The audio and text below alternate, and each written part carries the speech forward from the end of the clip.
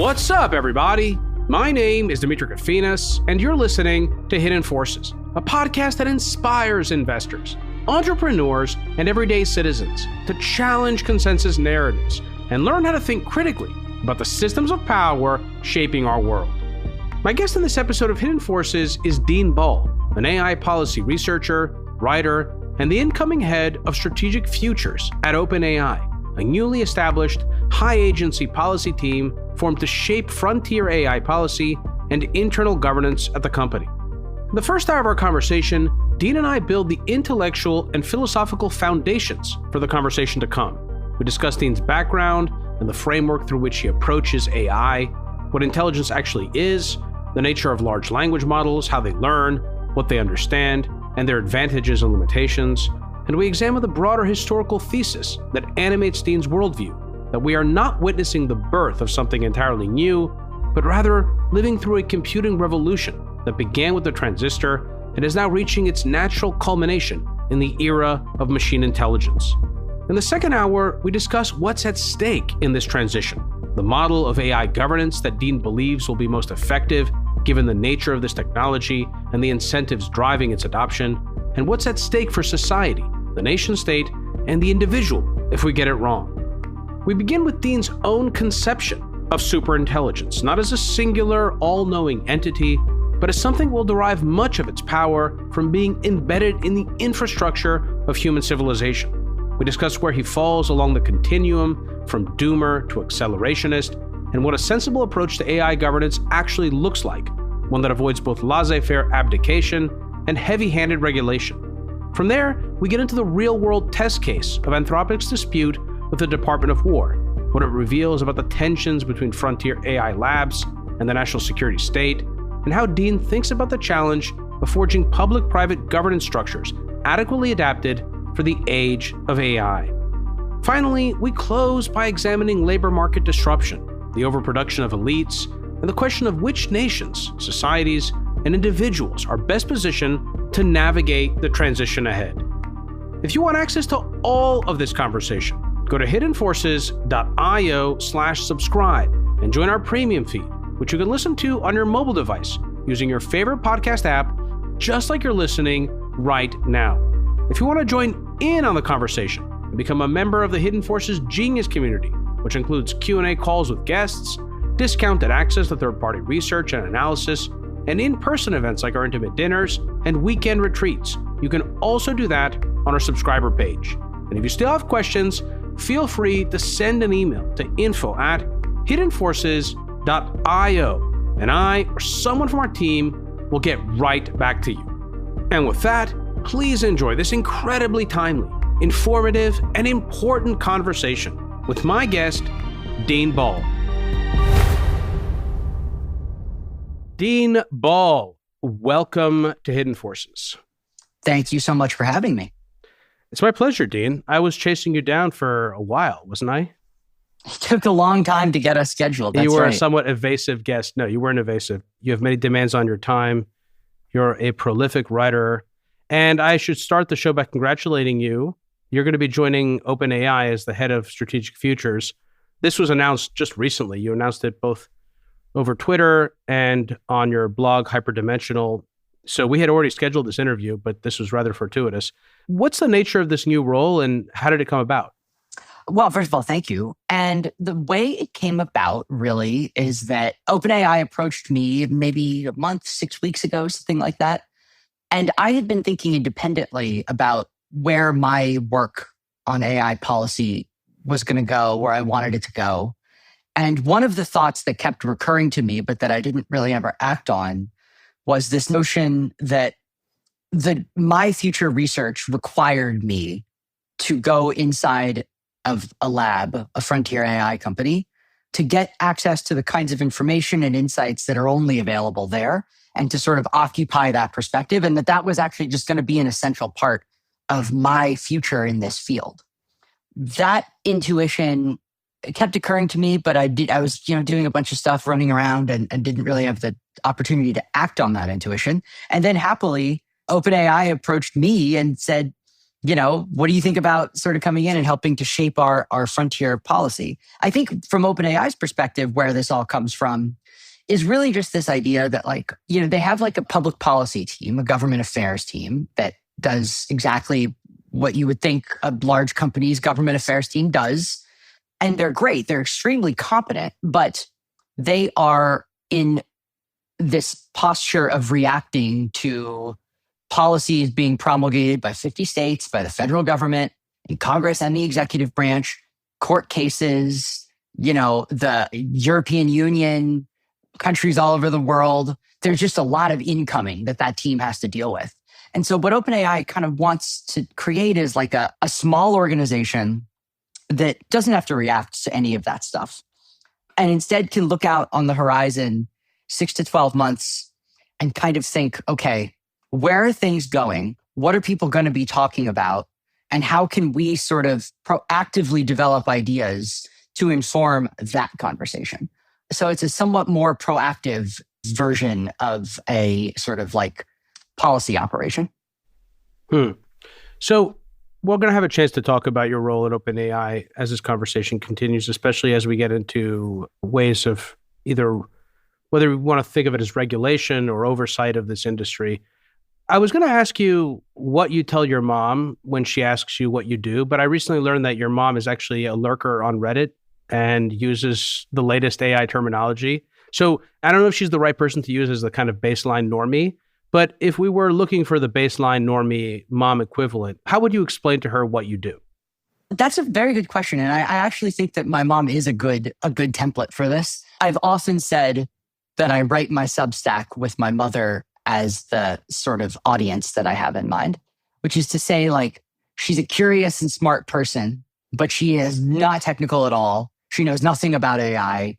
She's definitely like as normie as it gets in that regard. And I want to write stuff that's palpable for her. I think what I would basically say is that I would characterize myself as a writer and a communicator who tries to communicate ideas about artificial intelligence, emerging technologies, and how our society can internalize those things in such a way that we benefit from the technology and transform our world in a healthy way. I think that's basically what I would say. So there are a number of websites affiliated with you if someone Googles you. You write primarily at hyperdimensional.co, though your writings also get published on third-party platforms and outfits. I would just recommend people go to deanball.com to really link out from there and see all the stuff that you've written. But yes, I agree, your writing is fantastic. Not only is it intellectually stimulating, but it's also well done, and thank God, not AI slop informed. So what would you say, or what do you feel like qualifies you or has given you the intellectual tools that others may lack in order to be a constructive voice in this debate? Well, I don't have an IQ that breaks the bank. I'm not some brilliant, analytic mind or anything like that. There's a lot of technical people in my field who are more technically gifted than I am, to be sure. I think the gift that I have is I have always been extremely curious, and I've always been inclined to find connections between things that other people don't see, and also to describe differences between things than a lot of people would call similar or call the same. And I've just always had this inclination to sort of look at the world with extremely curious eyes and sort of find everything interesting. That's kind of why the Substack is called hyperdimensional in a way. And so I think what gives me an ability to do is I can often write, I can bring metaphors and analogies and examples to mind that are surprising, but that are also illuminating in ways that I think other people aren't able to do as much. And that's basically the one thing that I would say actually care. I don't even think I'm that good of a writer. I think I'm a perfectly workmanlike writer. But yeah, I think that's the one thing I can do. Well, you're a bit of a romantic. Yes, I am very much a romantic. Yes, that's right. Yeah, and that comes across, which is good. It's actually helpful when we're talking about the end of humanity and what we're thinking about. Not, you don't write about that stuff, but I just mean that when people talk about AI, that's a big part of the discourse, a lot of existential anxiety about jobs, our place in the world, et cetera. So it's helpful to have a humanitarian writing about those things. How would you describe the problem set that defines the nature of your work? That's also a very good question. The problem set. So I think my work is, I think what I would say is that there are two big categories. Like one is like, okay, there are things we have to grapple with this technology that there's uncertainty associated with them, but also they're like relatively near term. And we can sketch out the shape of these things, right? And I would think about like cyber offensive risks from AI models or bio risk or things like this. These are like problems that can be made sort of shaped into tractable and analyzable problems. But then there's this other category, which is like, I try to remind myself almost every day that like, this is 1750, right? We're in the equivalent of 1750 or 1775. And we have an entire industrial revolution to get through, right? And so like from the vantage point of 1775, it's just like, trying to occupy that mindset and then imagine like, how are we going to govern the world of 1925? It's like, well, the world, it's so the transformations of the human experience were so dramatic that it's like the person of 1775 could scarcely comprehend even what the problems would be, much less the solutions, right? And so, I mean, imagine trying to explain what AI psychosis is to someone from 1850 or something, right? And so I feel like a sense of awe about that because I am conscious that that we are all living through a transformation, of that magnitude. And I try to like convey that sense of awe in various ways. And it's awe and it's also humility. It's also like, we really don't know. And I think in some ways, like I and many people in the AI is filled with a lot of people who have reflected very seriously about the Industrial Revolution and about technological change more broadly, and who are therefore very open to like, yeah, man, like stuff might get quite wild, like things might be quite crazy because the world of today is so wild compared to the world of 150 years ago or something. And so there's like this kind of openness to like dramatic historical and technological change that I think actually is quite off-putting to many people and like creeps some people out, if I'm being honest. And I occasionally find myself, saying things and then getting clipped on the internet for saying like some crazy seeming thing. And it's like, yeah, well, I was just riffing about the, like how crazy historical change could sometimes be. So yeah. Well, I think it's a very helpful framing that you just put out there. Would you say that you think that that's true, or do you know it to be true? In other words, do you think that we are in the equivalent of the mid 19th century, or do you know that in sort of, again, you may not know it factually, but subjectively, is that how deep it feels to you? How deeply true in terms of your confidence level? My confidence level in that is extremely high. One thing I would want to be careful to distinguish is that I don't actually think, when the historians gaze back at this time period, I don't think they're going to say, oh, it was like LLMs and AI. That was like the big thing that happened in this time period. I think instead, they'll say something that's more like, there's an industrial revolution that began with the transistor. Maybe even some will go back to information theory itself. They'll go back Claude to Shannon. Like Turing and Claude Shannon and, stuff like that. Yeah. But they'll say that a scientific and industrial revolution began with the transistor and that led to consumer computing.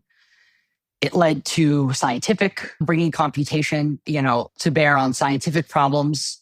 And that ultimately, the end state of building computers is you build a computer that can use the computer, obviously. And that's what AGI is. And they'll kind of see that that's the fundamental nut of what happened, of what is going on right now. So in other words, like we're 75 years in to an industrial revolution, in my view, 100 years into one. And a lot of the societal transformations that we see and like this sort of instability, the sort of thinning out, the hollowing out of institutional legitimacy, in particular in Western societies, I think a lot of that can be characterized in some ways as downstream, effectively, of computation and of the internet, which is just computation. And so, yeah, like that's sort of how I think about it. And viewed in that light, yes, I would put my confidence, I feel that in my bones. So since you brought it up, is your view that AI is part of the larger computers and networking revolution, or is it something totally new? And does it matter? I think it's purely consistent. It is like, it's going to be a major change in a lot of extremely important ways, but I think it's entirely consistent with the sort of computing revolution. I mean, in fact, like Turing and Shannon and sort of the initial sort of forefathers of the computing revolution, those guys all thought about AI. And they all thought about AI as kind of like the natural end state. It's like, yeah, well, look, we're building a thing that can do computations. And eventually, like what we'll want to do is we'll want to turn those computations into something that resembles or exceeds human cognitive patterns. And then, that's kind of the end state, right? That's sort of the end state. Norbert Wiener talked about the connectivity of the machines being a kind of networked brain. Completely, right. I mean, and like cybernetics is, where does that word come from? It comes from the Greek Kubernetes, and that means helmsman. It's also the name of a machine learning application. But yeah, I think basically, like, again, I think there will be discontinuous jumps in many ways, but I think it's very much consistent. And the other thing I would say is that when people look back on this era, it won't just be computation. It will also be like, biotechnology will be a major area that people reflect on. I think probably space will be one. Maybe like robotics is a slightly separate thing, physical autonomy. And the thing is that like AI is like this glue. It both accelerates and stitches together all of these other areas of technology that are advancing too. And so much like the Industrial Revolution, what you'll see looking back on it is like, oh yes, there were these very, very powerful technologies that all got developed around the same time. And the development of one accelerated the development of the other for various reasons. And so, yeah, that's kind of how I think it'll. So I have a number of questions related to that comparison. But before I even ask those, just one more background question. Is it fair to describe you as someone who's trying to build the intellectual infrastructure for thinking about how to adapt our socioeconomic and political systems for the age of AI, for lack of a better phrase, while simultaneously maintaining the spirit of the Constitution and the Bill of Rights? In other words, is it important when thinking about what you're trying to accomplish to consider not just the technology, but also the people and the society in which it's being introduced? Yes, I would say I think that is a very fair characterization of my work. And the only thing I would add to it is that there is also some reluctance and skepticism of my own enterprise that is there too. Because the thing is like, I'm a dispositional conservative in a political theory sense. What does that mean? What it means is that like, I believe in the organic and the local and the particular, right? I think that things have to be grown over time. So like, I would be very skeptical. I think of a lot of intellectual endeavors as someone trying to take an oak tree out of the soil on one continent and put it in a box and put that box in an airplane and ship it to another continent and then try to put that oak tree in a completely different soil. And like, I think generally, sometimes that works, but usually the oak tree doesn't take, it won't like the new soil and the roots, it will not take root. I think you have to grow a tree over time in the soil that's native to it. And I think that that's like kind of how like everything And what works. is the tree in this analogy? I mean, truly, like if you're trying, let's just say like an institution, right? You want to build like a new type of organization or a country wants to create a deliberative legislature, right? There are a lot of examples of people just like importing legislative models from other countries. Like bringing democracy to Iraq. Work. Yeah. Democracy to Iraq is a good example. And, it's Rousseau who said that democracy is not a tree that can grow in any soil. I think this metaphor is ultimately coming from is Rousseau. So what I mean to say, though, is that I have this skepticism of like when I say things like we need to define what the institutional architecture of free society will be in a world that is transformed by AI. I think that's true. I think that's true that we have to do that.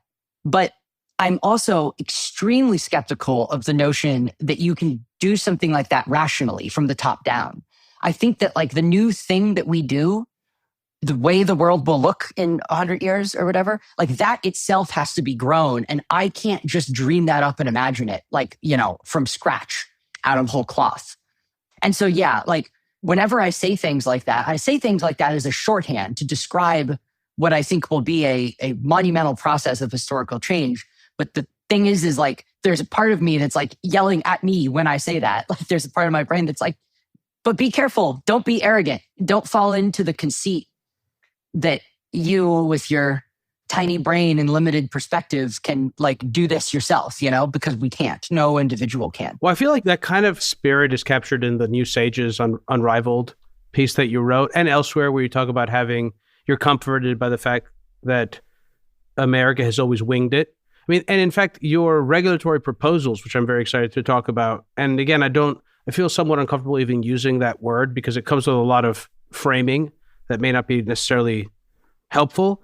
But even that approach of yours is much more decentralized. Again, not a great word to use, but there is a kind of hands-off approach to how you think about this that I think is really actually refreshing.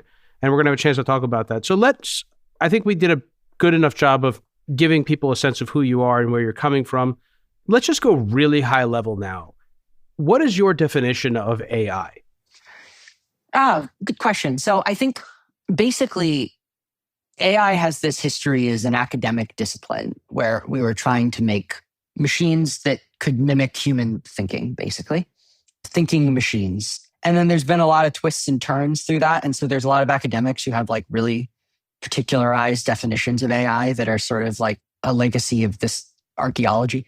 But for me, basically, what is AI? It's machines that can think in the flexible ways that human beings can.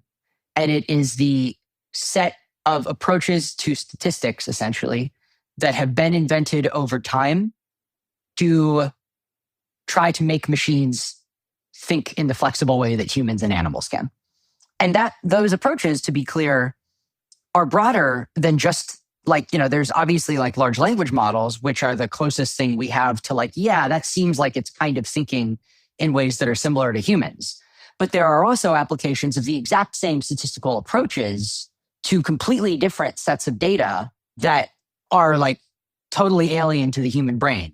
So there are models, that can predict the next nucleotide in a DNA sequence in the same exact way that there are models that can predict the next word in a paragraph of text. And like the next word in the paragraph of text thing feels somewhat analogous to human cognition, but obviously no human can think natively in nucleotides, but the same approaches work. So it is both the particular thing of we want to make machines that think like humans and that can perform human cognitive labor, and we want to take those same statistical approaches that we use to invent the machines that can think like humans and apply them to different modalities that have nothing to do with human cognition. So how do you define human cognition? Or maybe to broaden it out even more than that, how do we define intelligence? Yes. So what is intelligence? I think that's the ground truth, really. Intelligence, in my view, is the ability to find patterns from the observation of data.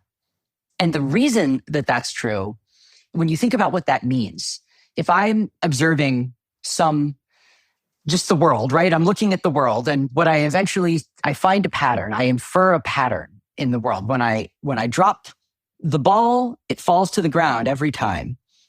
And I can predict, using that pattern, I can predict what will happen in the future, right? Because that pattern has been very reliable. I can also name that pattern. So like that pattern is a concept and it's a compression. it's like what I'm doing is I'm finding a faster way to go to understand what's happening around me, because it's like, oh, I have a name for that thing. That thing is not totally alien to me. That thing is part of a pattern that I've observed before. And therefore, all intelligence is a form of compression.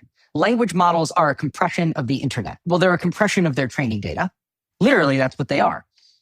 My brain is forming a compression of the real world, a very, very lossy compression. It's worth noting, right? Like, I mean, it's fantastic that, I perceive the world in 3D space, and it's quite impressive rendering of reality that my brain is able to deliver. At the same time, like, we are aware scientifically that my brain perceives an extremely narrow range of light, right? There's like this whole universe out there of things that are happening that we have no sensory input to.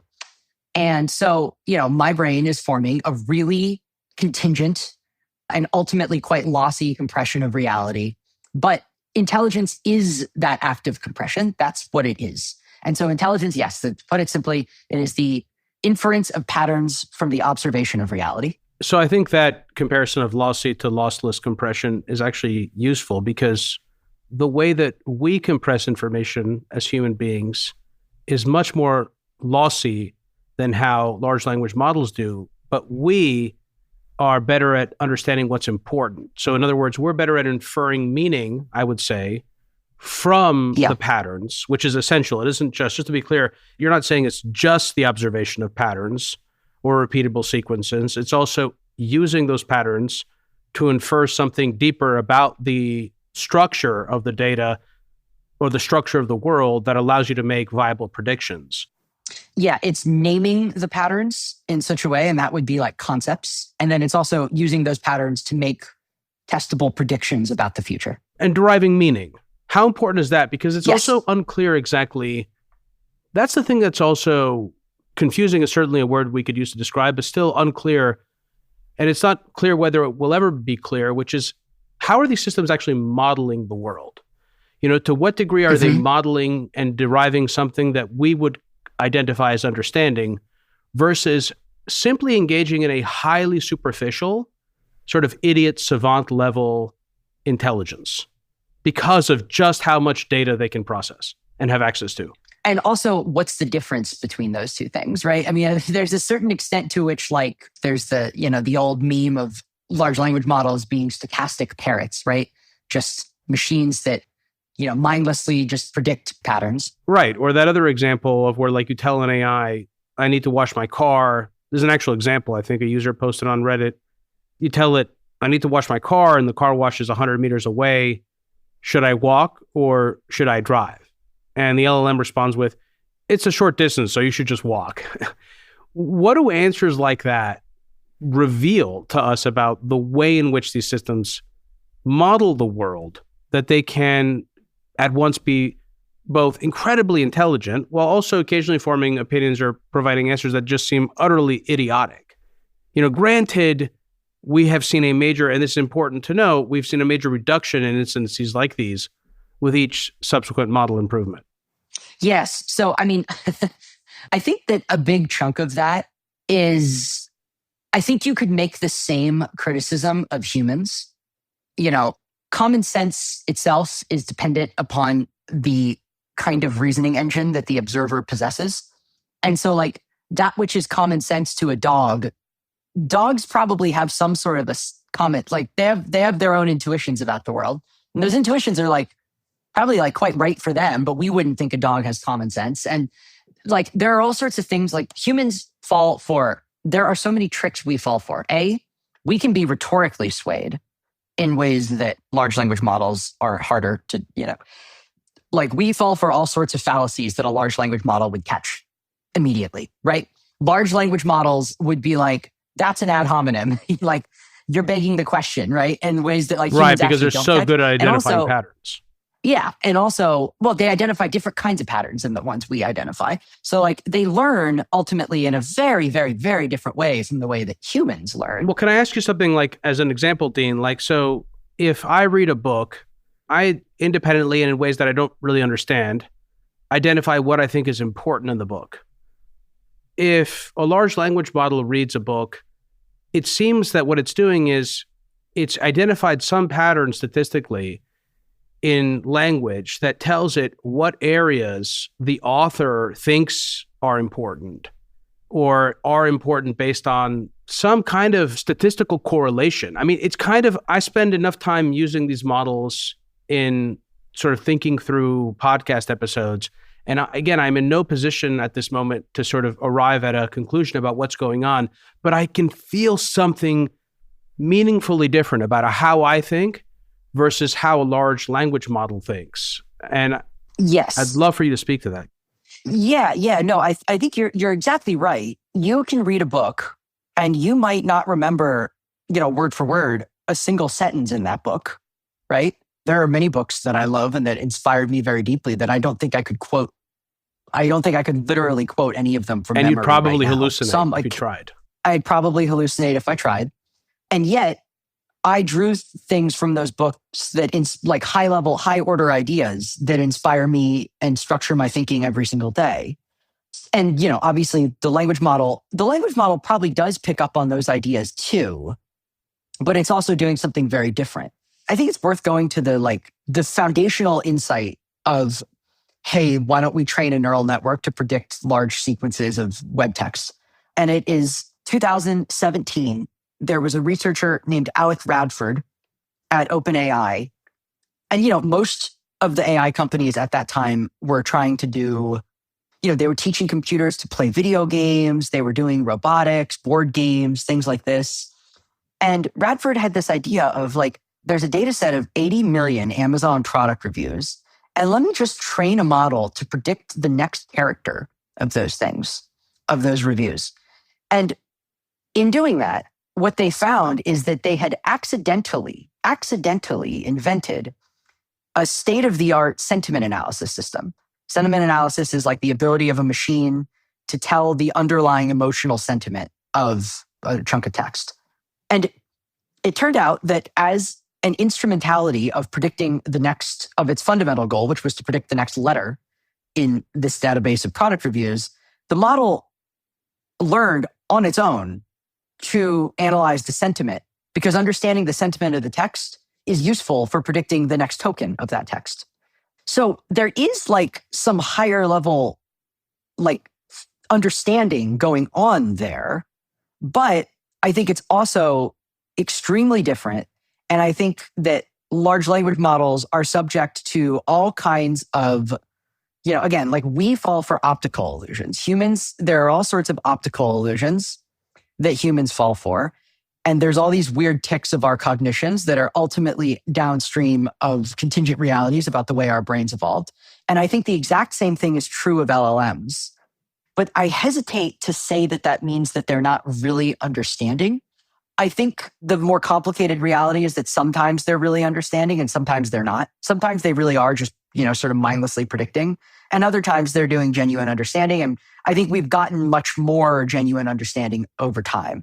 There are some people who would say, an LLM can never genuinely understand.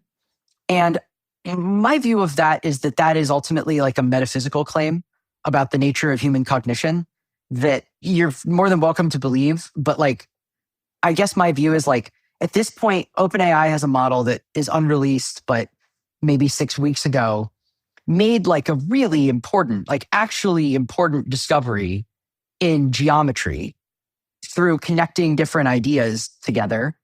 And it kind of seems to me that if you have an entity that is making legitimate breakthroughs in mathematics on actually important problems that humans have paid attention to, that have befuddled them for decades, and a large language model has arrived at a new insight about that problem, seems to me that if your definition of thinking doesn't include the entity that can do that, I feel like it's your definition of thinking that is the thing that is flawed.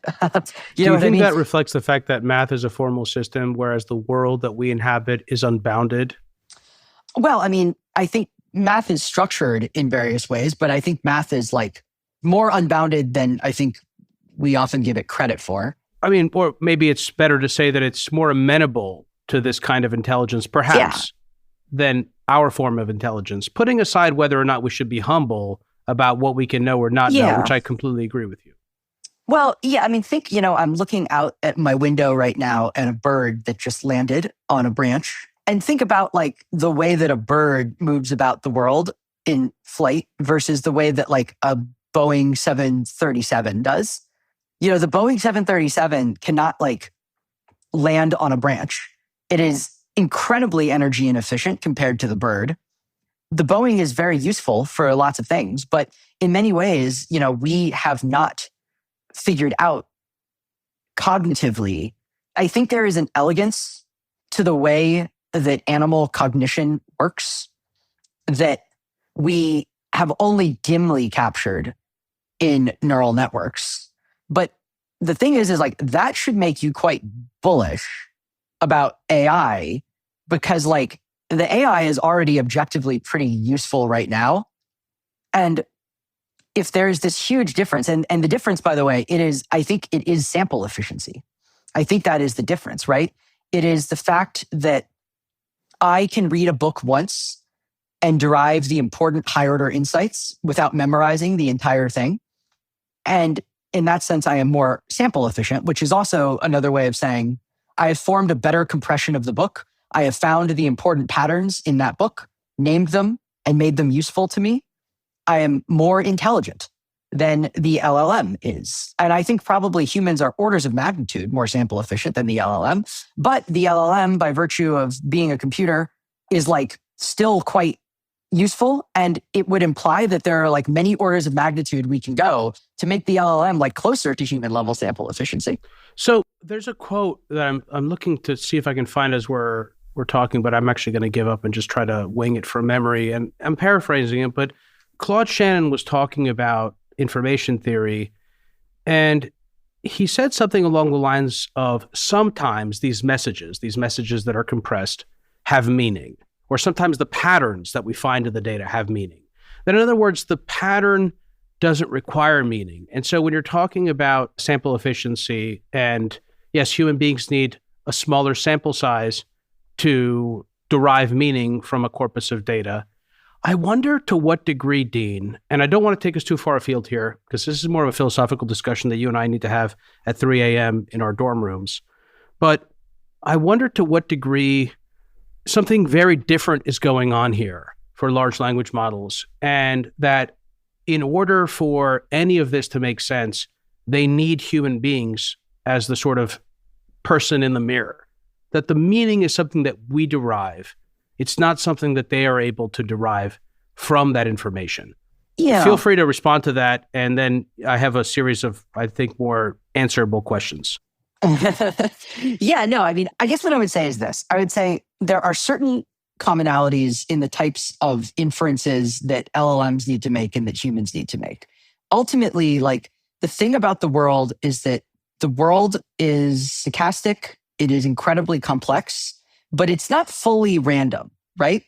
There's a lot of structure in the world. And there are things about, humans had to identify, like we find structure in the world and we make predictions and infer patterns based upon that structure. And there are common structures that the LLMs are finding and that the humans are finding. But the world is also very large and rich. And there are all kinds of structures that humans find that LLMs don't find, and all kinds of structures that LLMs find that humans don't find. And I think, by the way, we've barely scratched the surface of what the LLMs understand about the world that we don't understand. Because I think there actually probably is quite a bit that they understand that we don't understand. But I guess what I would say is like, I think what you're getting at is this notion that like agency and goals and like meaning, purpose are things that are much closer to being unique to human cognition.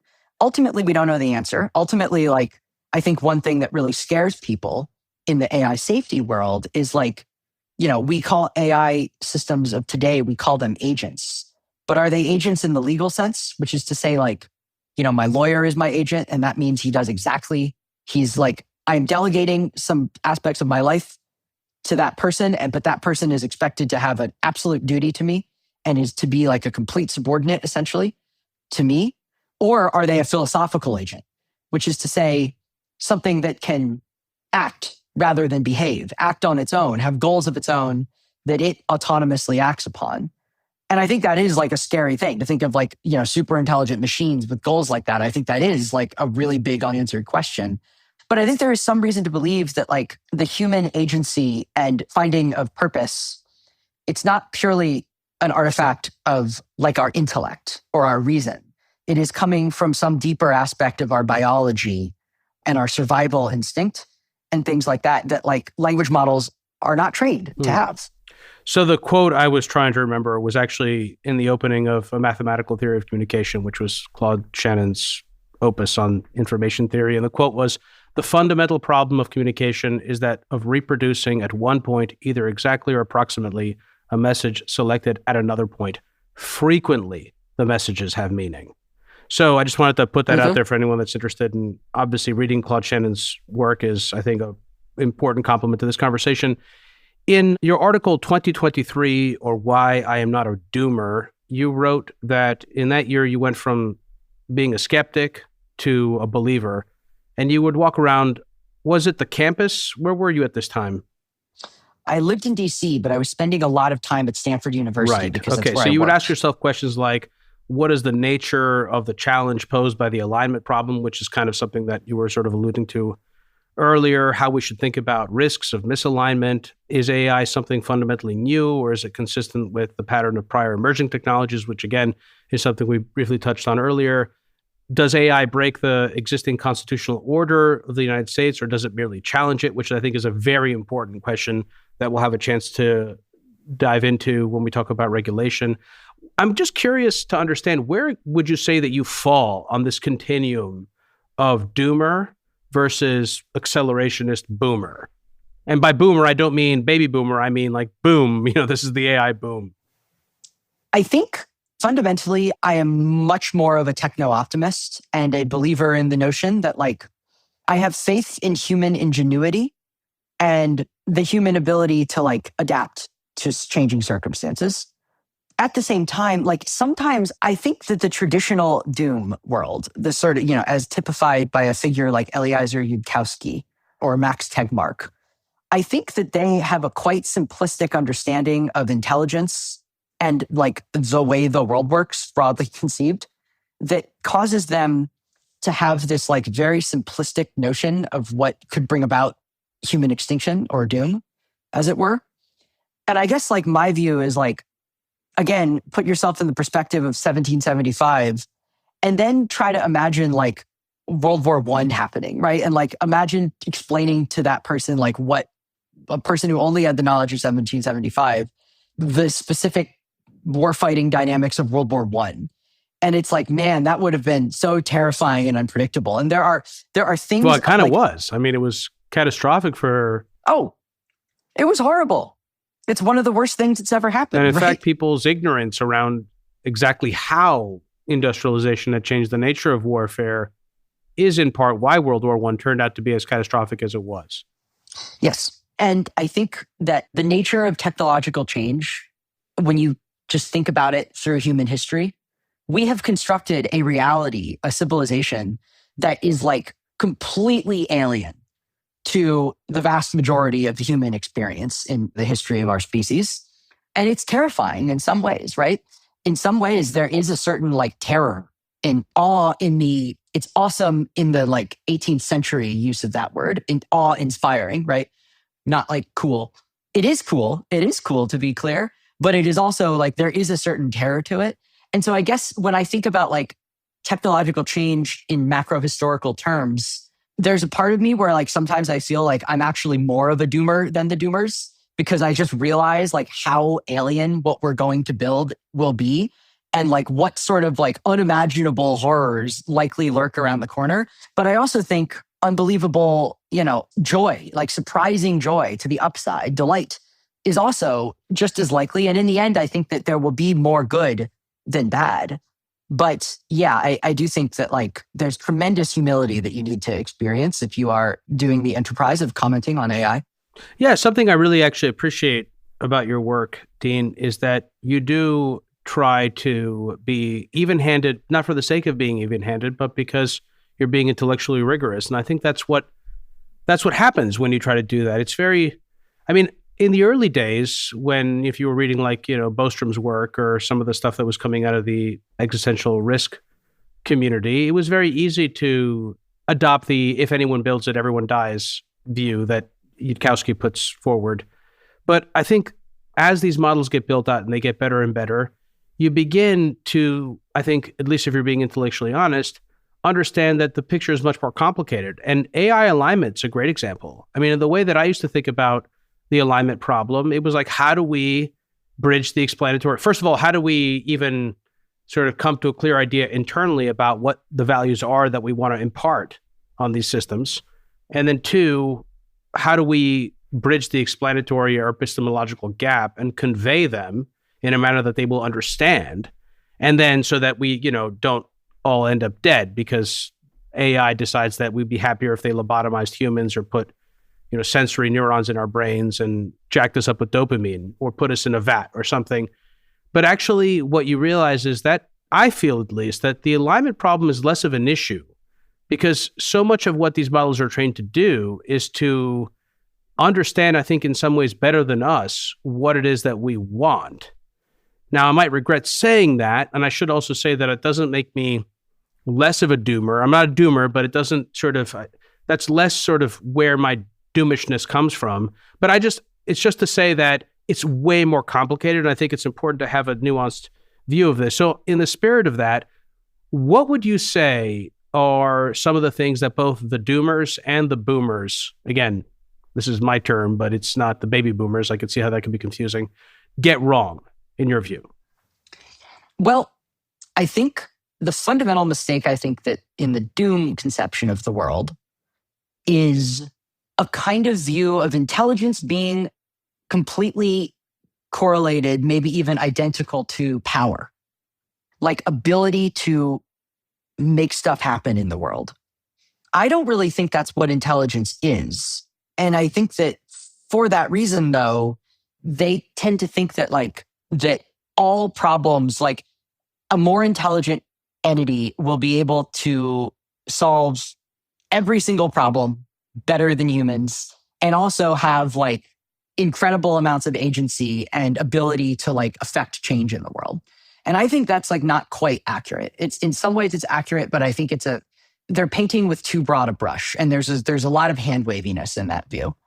What I would say about when it comes to the boomer side of things, the sort of techno-optimist side, there's a lot of different worldviews that are captured there. So for example, there's one category of boomer who really their optimism about AI and their opposition to government involvement in AI basically comes from a place of, actually, ironically enough, kind of pessimism about the technology.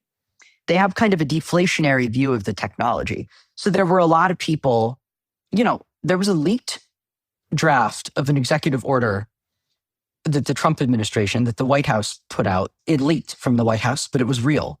It leaked in November, December of last year that referenced the notion of catastrophic risks autonomous cyber attacks or bio and stuff like this. And it dismissed those things as purely speculative and hypothetical. And it's looking at the state of the technology as of late 2025, if you were willing to even write down the words that those kinds of risks are totally speculative and hypothetical, you had a profoundly deflationary view of the technology.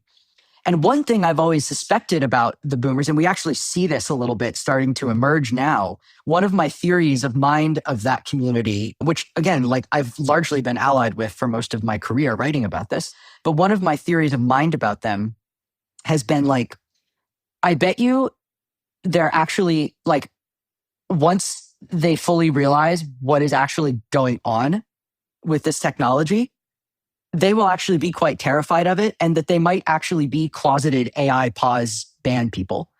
That the notion of super intelligence actually being real, very few people have internalized that notion in their bones and then, or at least made an effort to, and then also been and we should build it. I feel quite lonely in that camp. There's a few of us, but there's not many of us. And that a lot of the people who are boomers actually just really their optimism is rooted in fundamentally a quite deflationary view of the technology. That means that like, oh, well, these problems that the AI safety world points out, they're just not problems that we're going to have to deal with, really. They're just dismissing the problems. They're kind of kicking the can down the road. I would say like that's the fundamental mistake of most boomers, but it is worth noting that there is a spectrum there and not all of them have that deflationary view. So Dean, I'm going to move us to the second hour. Let's start that part of the conversation, fleshing out what superintelligence is in your view, what it looks like, how quickly we get there. And then let's talk about so much of the other stuff that you've written about that I think is really interesting and why you were hired by OpenAI, which is your approach to regulation. Again, not a really good word, maybe your approach to how to oversee and manage this transition into the era of AI so that we can maintain and protect the things that we value, whether those things be our humanity, our Constitution, our Bill of Rights, whatever. And so adjust our socioeconomic and cultural systems and socioeconomic systems to this new reality. And I'm also curious how that fits into the larger geostrategic competition between the United States and China, where this has also shown up in the ongoing dispute between Anthropic and the Department of War, what this means for other countries, their economies, societies, and cultures, whether some are better adapted or more maladapted than others. And also, what does this do to the labor market and the economy? This is something that people are very concerned about.